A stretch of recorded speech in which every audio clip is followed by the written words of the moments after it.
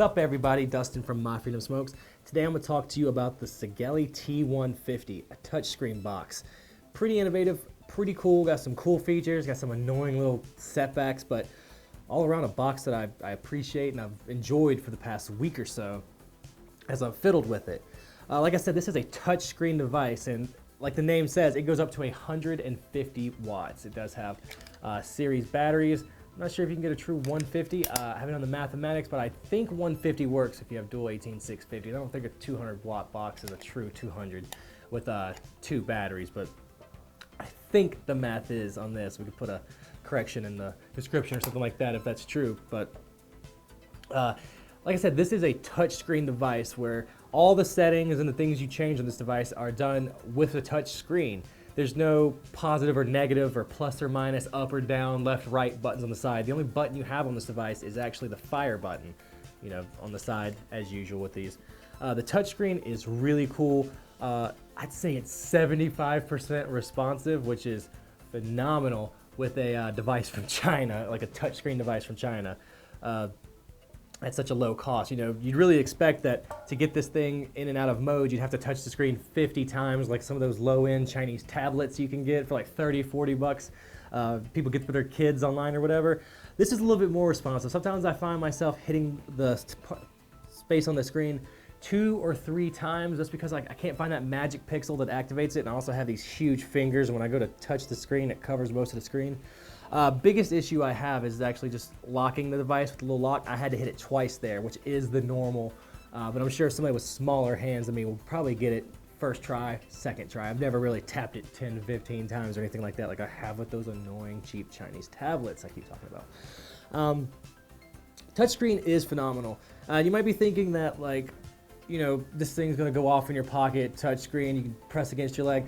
That is a possibility if you're not careful, but it does have a lock feature. On the screen, there's a little padlock, key lock or whatever on here that you just tap and it locks the screen. And what that does is it keeps you from making any changes on the screen.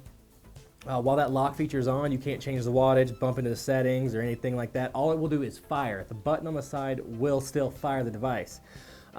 Mostly that's safe for, like, if you don't want to actually brush across the screen and crank your wattage up to 100 and not pay attention and go to hit it. That has happened to me. Not something where it's detrimental, but, you know, I've hit it and like, whew, that's a little high.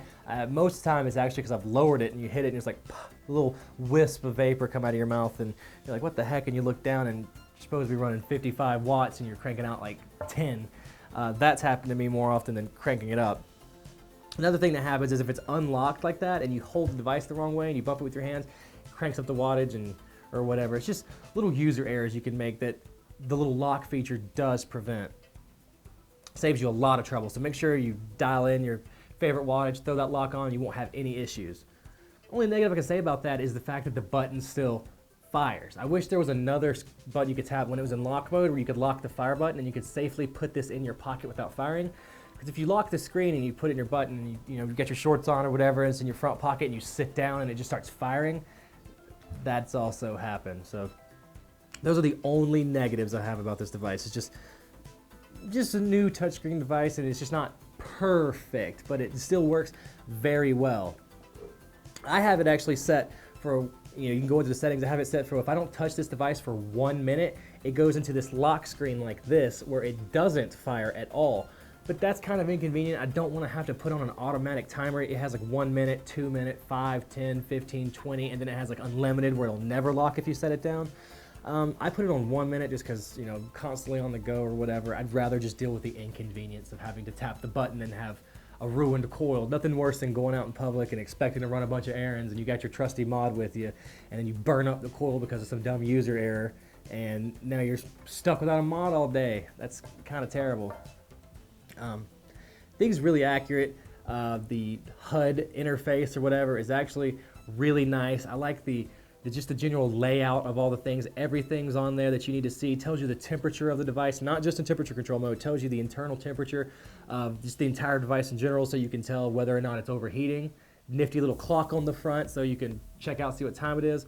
The wattage is shown just right there prominently. It is touchscreen wattage. It's just left or right. I just swipe your finger and just hold this little arrow on the side. You can crank your wattage up or down.